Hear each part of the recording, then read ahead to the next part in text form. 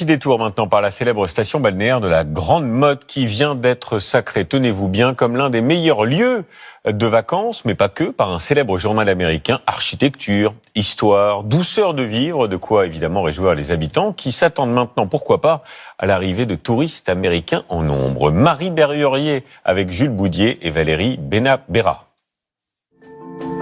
Avec son architecture étrange qui fait penser aux pyramides d'Égypte, la Grande Motte a souvent été surnommée la Grande Moche. Pourtant, le New York Times vient de mettre la ville à l'honneur.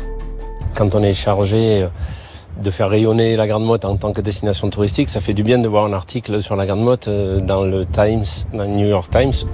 Et le prestigieux journal américain vante non seulement l'audace de l'architecte Jean Balladur dans les années 60, mais il salue aussi son avant-gardisme écologique avec ses 70% d'espace vert. Ce qu'on ignorait souvent, c'est ce jardin méditerranéen qui entoure les pyramides. Et c'est ce qu'a voulu Jean Balladur, de faire une ville qui était verte avant l'heure.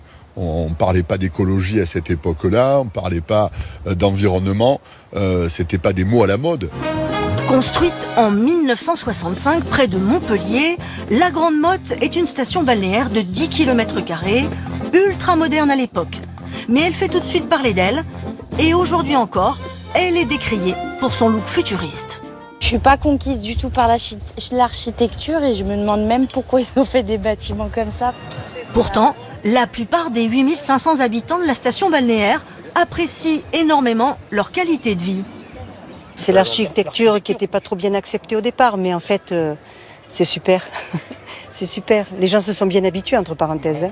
Je ne vais pas vous énumérer tout ce qui est fabuleux, mais les gens le savent. Ceux qui viennent là, ils repartent plus. Comme par hasard, la Grande Motte accueille tous les ans 120 000 touristes. Alors on peut déjà parier que l'article du New York Times va faire gonfler les chiffres et inciter pas mal d'Américains à découvrir ce lieu unique au monde.